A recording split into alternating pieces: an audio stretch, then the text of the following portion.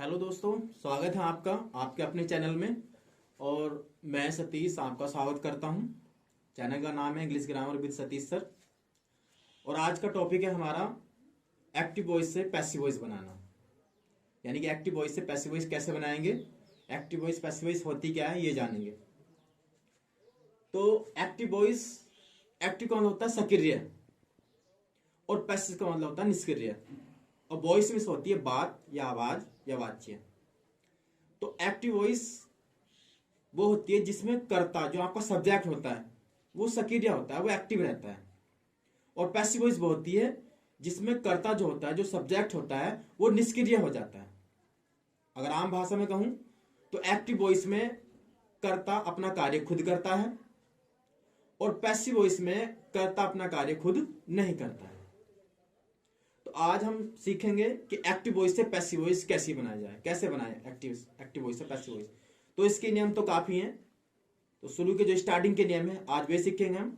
और इसकी मैं 3 वीडियो बनाऊंगा एक्टिव से पैसिव बनाने की, हार्ड लेवल तक, जहां तक की भी एक्टिव वॉइस से पैसिव वॉइस बनती है वहां तक की बनाऊंगा। 3 वीडियो बनाऊंगा, एक आज बनाऊंगा, एक और वीडियो बनाऊंगा और फिर लास्ट में थोड़ा कंपटीशन टाइप की वीडियो बनाऊंगा।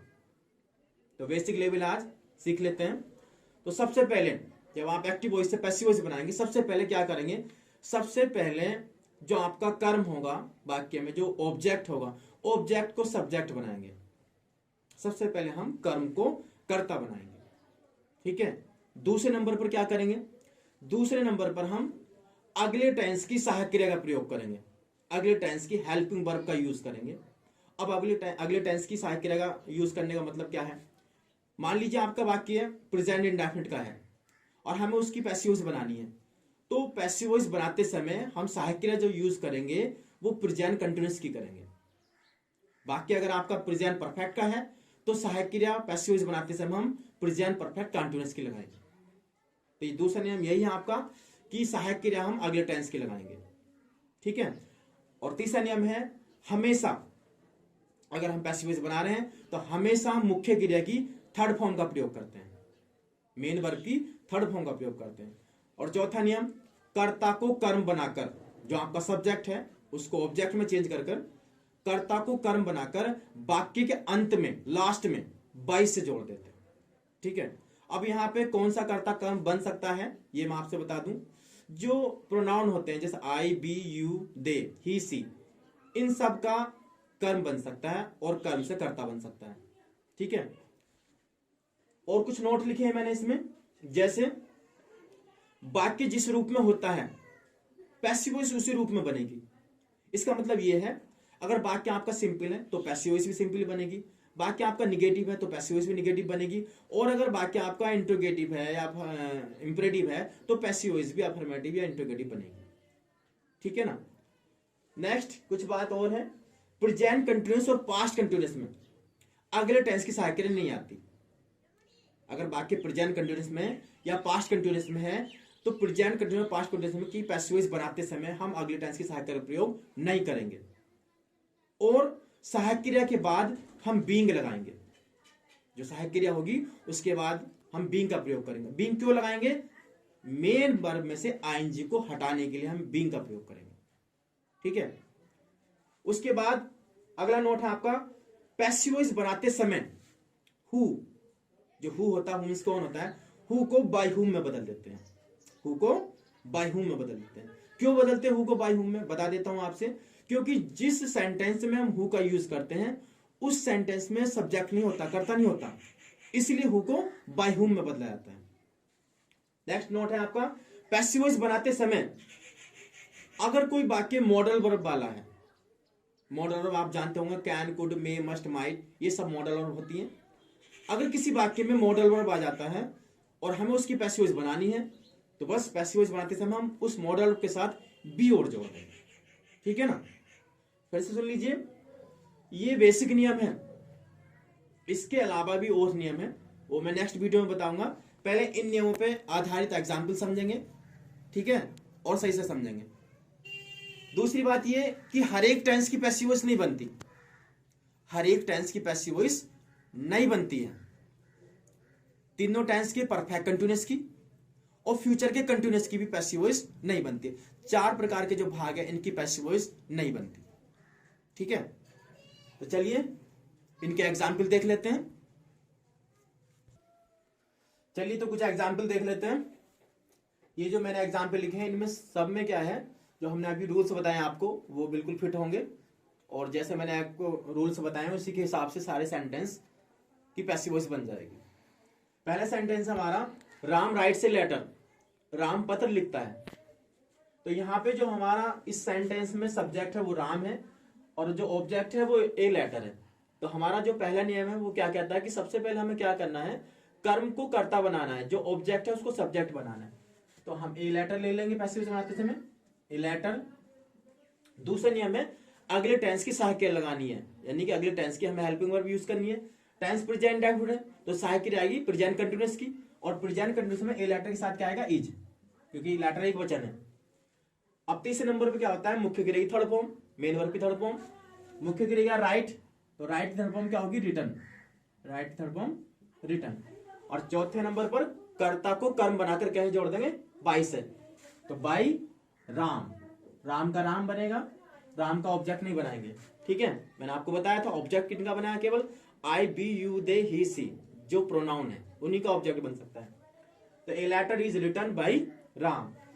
दे प्लेड ए क्रिकेट मैच, ये 5 मिनट का वाक्य है हमारा, और यहाँ पे हमारा ऑब्जेक्ट है एक क्रिकेट मैच। एक क्रिकेट मैच को ले लेंगे, एक क्रिकेट मैच, एक क्रिकेट मैच। अब जब वाक्य 5 मिनट का है तो सहायक क्रिया आएगी पास्ट कंटिन्यूअस की, और पास्ट कंटिन्यूअस में एक वचन कर्ता के साथ क्या आती है, सहायक क्रिया बाज। अब मुख्य क्रिया की थर्ड फॉर्म, मुख्य क्रिया की थर्ड फॉर्म लाएंगे। मुख्य क्रिया प्लेड है, और प्लेड जो है वो सेकंड फॉर्म भी होती है, थर्ड फॉर्म भी होती है। तो प्लेड का प्लेड, प्लेड का प्लेड। अब चौथे नंबर पर कर्ता को कर्म बनाकर वाक्य के अंदर बाई से जोड़ देंगे। तो कर्ता क्या हमारा, दे, तो दे का कर्म क्या होगा, दैम, तो बाई दैम, बाई दैम। ठीक है,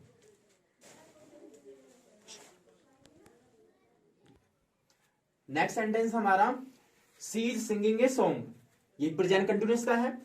तो यहां पे हमारा ऑब्जेक्ट है ए सॉन्ग, इसको हम सब्जेक्ट बनाएंगे ए सॉन्ग। अब ये प्रेजेंट कंटिन्यूअस है, मैंने आपको बताया था अभी कि प्रेजेंट कंटिन्यूअस और पास्ट कंटिन्यूअस में क्या होता है, अगले टेंस की सहायक क्रिया का प्रयोग नहीं होता है। तो यानी कि सहायक क्रिया यानी कि हेल्पिंग वर्ब आपकी इसी टेंस की रहेगी। तो ए सॉन्ग एक वचन है, तो इज का इज इसी टेंस की सहायक क्रिया ऐसी रहेगी। और सहायक क्रिया बाद क्या लगाते हैं, बीइंग। बीइंग क्यों लगाते हैं ये भी बताया था, आईएनजी रिमूव करने के लिए मेन वर्ब से। अब तीसरे नंबर पे क्या करते हैं, मुख्य क्रिया की थर्ड फॉर्म। मुख्य क्रिया हमारी है सिंग, और सिंग की थर्ड फॉर्म होती है संग, तो सॉन्ग इज बीइंग संग। अब चौथे नंबर पे क्या करते हैं हम, कर्ता को कर्म बनाकर वाक्य के अंत में बाई से जोड़ते हैं। कर्ता है हमारा सी, और सी का कर्म क्या होगा, हर, बाई हर। ठीक है, डू यू लाइक मैंगोज, क्या तुम आम पसंद करते हो, ये प्रेजेंट का वाक्य है और इंट्रोगेटिव है। तो पैसिव वॉइस कैसे बनेगी, इंट्रोगेटिव बनेगी। और यहाँ पे हमारा ऑब्जेक्ट क्या है, मैंगोज है। तो मैंगोज क्या है, ये तो प्लूरल है, बहुवचन है। तो मैंगो के हिसाब से अगले टेंस की सहायक क्रिया क्या आएगी, आर, प्रेजेंट कंटिन्यूअस की सहायक क्रिया, और शुरू में आ जाएगी वो आर। ठीक है, फिर हमारा मैंगोज ये सब्जेक्ट बन गया।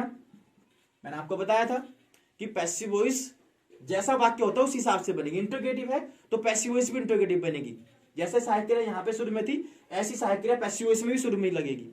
तो आर मैंगोज। अब तीसरे नंबर में मुख्य क्रिया की थर्ड फॉर्म, मुख्य क्रिया लाइक है, तो लाइक की थर्ड फॉर्म लाइक्ड। अब चौथे नंबर पर कर्ता को कर्म बनाकर बाकी के अंदर बाई से जोड़ेंगे। कर्ता क्या, यू, और यू का ऑब्जेक्ट भी यू ही होता है, तो by you, question mark. Are mangoes liked by you. Next sentence है, I shall not beat you, मैं तुम्हें नहीं पीटूंगा। फ्यूचर इंडेफिनिट का वाक्य है।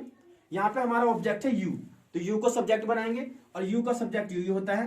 तो यू अगले टेंस की सहायक क्रिया लाएंगे फ्यूचर कंटिन्यूअस की। यू के साथ फ्यूचर कंटिन्यूअस में सहायक क्रिया आएगी विल बी, क्या आएगी, विल बी, विल बी। लेकिन ये वाक्य निगेटिव है तो नॉट सहायक क्रिया के बीच में लगेगा, तो ये हो जाएगा विल नॉट बी। जब दो भाग वाली सहायक क्रिया होती है तो, और अगर हमें नॉट या नेवर लगाना हो तो वो सहायक क्रिया के बीच में लगता है, तो यू विल नॉट बी। अब तीसरे नंबर में मुख्य क्रिया थर्ड फॉर्म, मुख्य क्रिया हमारी बीट है, और बीट की थर्ड फॉर्म क्या होती है, बिटन, बीट की थर्ड फॉर्म बिटन। अब चौथे नंबर पर क्या करते हैं, कर्ता को कर्म बनाकर वाक्य के अंत में बाई से जोड़ते हैं। कर्ता हमारा आई है, तो आई का कर्म क्या होगा, मी, बाई मी। तो you will not be beaten by me. He can not do this work, वह यह काम नहीं कर सकता है। ये मॉडल वर्ब का सेंटेंस आ गया। यहां पे हमारा ऑब्जेक्ट है दिस वर्क, तो दिस वर्क को कर्ता बनाएंगे, दिस वर्क। मैंने आपको अभी बताया था, लिखवाया था बोर्ड पे कि मॉडल वर्ब के साथ जब हम पैसिव वॉइस बनाते हैं तो मॉडल वर्ब के साथ क्या करते हैं, बस बी और लगा देते हैं। तो कैन के साथ बी और लग जाएगा, लेकिन ये वाक्य निगेटिव भी है तो नोट बीच में आ जाएगा और बी उसके बाद जाएगा। तो this work can not be. अब मुख्य क्रिया थर्ड फॉर्म, मुख्य क्रिया हमारी डू है, तो डू की थर्ड फॉर्म डन। चौथे नंबर पर क्या करते हैं, कर्ता को कर्म बनाकर वाक्य में बाई से जोड़ते हैं। कर्ता यानी कि सब्जेक्ट हमारा ही है, तो ही का कर्म क्या होगा, हिम, तो बाई हिम लगा देंगे लास्ट में। ठीक है, we should do our work in time, हमें अपना कार्य समय पर करना चाहिए। ये फिर से मॉडल वर्क का सेंटेंस आ गया। और यहां पर हमारा ऑब्जेक्ट है आवर वर्क, तो आवर वर्क को सब्जेक्ट बनाएंगे, आवर वर्क।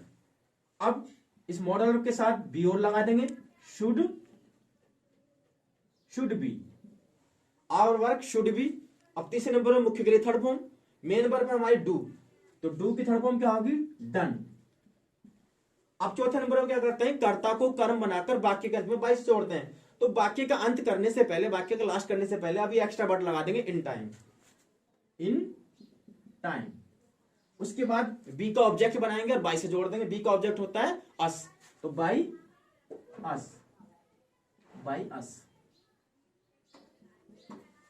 तो our work should be done in time बस बाई अस। ठीक है, कुछ और सेंटेंस देख लेते हैं। हु टीचेज यू, तुम्हें कौन पढ़ाता है, प्रेजेंट हेड का वाक्य है। मैंने आपको बताया था अभी कि पैसिव वॉइस बनाते समय हु को कहीं बदलते हैं, बाई हुम में, तो हु को बाई हुम में बदल देंगे, बाई हुम। और क्यों बदलते हैं हु को बाई हुम में, यही बताया था कि कोई हु वाले वाक्य में क्या होता है, सब्जेक्ट नहीं होता है, छिपा होता है। तो बाई हुम, अब ये वाक्य प्रेजेंट हेड का है तो सहायक क्रिया आएगी प्रेजेंट कंटीन्यूअस की, और यहाँ पे हमारा ऑब्जेक्ट है यू, तो यू के हिसाब से प्रेजेंट कंटीन्यूअस सहायक क्रिया आएगी आर। चूंकि वाक्य प्रश्नवाचक है तो आर किसके साथ लग जाएगा, बाई हुम के साथ, बाई हुम आर। फिर आपका यू से सब्जेक्ट बन गया यू। अब मुख्य क्रिया की थर्ड फॉर्म, टीच की थर्ड फॉर्म टॉट, टीच की third form taught, question mark. तो by whom are you taught.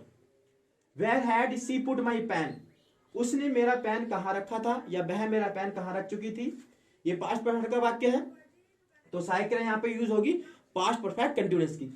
अब चूंकि ये वाक्य प्रश्नवाचक है तो हमारी पैसिव वॉइस भी कैसी बनेगी, प्रश्नवाचक बनेगी। और यहाँ पे हमारा ऑब्जेक्ट है माई पेन, माई पेन के हिसाब से अगली टाइम सहायक क्रिया क्या आएगी, हैड बीन। और हैड बीन दो भागों वाली सहायक क्रिया है, और जब दो भागों वाली सहायक क्रिया होती है और वाक्य प्रश्नवाचक बनाना होता है तो आधी सहायक क्रिया कर्ता से पहले आती है और आधी कर्ता के बाद आती है। ये मैं टेंसों में बता चुका हूं आपको। तो where had my pen been. अब तीसरे नंबर में मुख्य की थर्ड फॉर्म, ये तो खुद ही क्या है, पुट क्या है, थर्ड फॉर्म है, क्योंकि वाक्य पास्ट परफेक्ट का है, और पुट की तीनों फॉर्म पुट ही होती हैं, तो पुट का पुट आ जाएगा। अब चौथे नंबर में कर्ता को कर्म बनाकर वाक्य में बाई जोड़ेंगे। कर्ता यानी कि सब्जेक्ट हमारा क्या है, सी है, और सी का जो कर्म बनेगा वो क्या बनेगा, हर, उसको बाई से जोड़ देंगे, बाई हर, क्वेश्चन मार्क। तो where had my pen been put by her. Next sentence है, Sita was cooking food yesterday, Sita कल भोजन पका रही थी। पास्ट कंटीन्यूअस का वाक्य है, तो पास्ट कंटीन्यूअस का वाक्य है तो भाई सहायक क्रिया अगले टेंस की नहीं आएगी, सहायक क्रिया इसी टेंस की रहेगी, अभी बताया था। यहाँ पे हमारा जो ऑब्जेक्ट है वो फूड है, तो फूड से कर्ता बनेगा, फूड ही बन जाएगा। ठीक है, और फूड भी क्या होता है, एक वचन ही होता है, तो सहायक क्रिया वाज की वाज ही रहेगी। इसके बाद सहायक क्रिया बाद क्या लाएंगे हम, बीइंग। बताया था आपको अभी कि सहायक क्रिया के बाद बीइंग का प्रयोग करते हैं आईएनजी हटाने के लिए मेन वर्ब से। तो फूड वाज बीइंग। अब तीसरे नंबर में मुख्य क्रिया थर्ड फॉर्म, मुख्य क्रिया हमारी कुक है तो इसकी थर्ड फॉर्म कुक्ड। अब चौथे नंबर में हम क्या करते हैं, कर्ता को कर्म बनाकर बाई से जोड़ते हैं अंत में, बट अंत करने से पहले सेंटेंस का एक्स्ट्रा वर्ड लिख देंगे, यस्टरडे, यस्टरडे।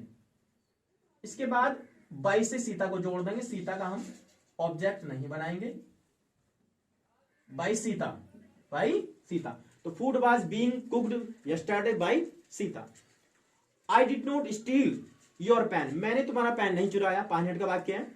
यहाँ पे हमारा जो ऑब्जेक्ट है वो योर पेन है, तो योर पेन को आप सब्जेक्ट बनाएंगे, your pen.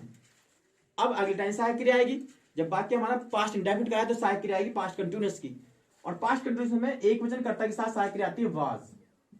Your pen was अब नहीं है, निगेटिव वाक्य तो नोट लगा देंगे। तीसरे नंबर पर वही मुख्य क्रिया की थर्ड फॉर्म, मुख्य क्रिया क्या स्टील, मेन नंबर हमारी स्टील है, तो स्टील की थर्ड फॉर्म क्या होती है स्टोलन, स्टील की third form stolen.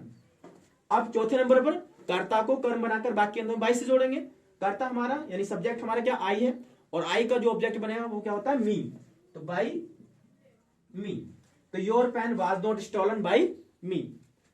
Next sentence हमारा they could pass the exam last year, वे पिछले साल एग्जाम पास कर सके, मॉडल वर्ब का वाक्य है। यहां पे हमारा जो ऑब्जेक्ट है जो कर्म है वो द एग्जाम है, तो द एग्जाम को कर्ता बनाएंगे, द एग्जाम। अब मॉडल वर्ब का वाक्य है, तो पैसिव वॉइस मारते समय अभी बताया था मैंने आपको, फिर बता रहा हूं, मॉडल वर्ब के साथ क्या लगा देंगे be, the exam could be. अब तीसरे नंबर पर मुख्य क्रिया की थर्ड फॉर्म, मुख्य क्रिया हमारे पास है, तो पास की थर्ड फॉर्म क्या होती है पास्ड, इसमें ईडी जोड़ देंगे।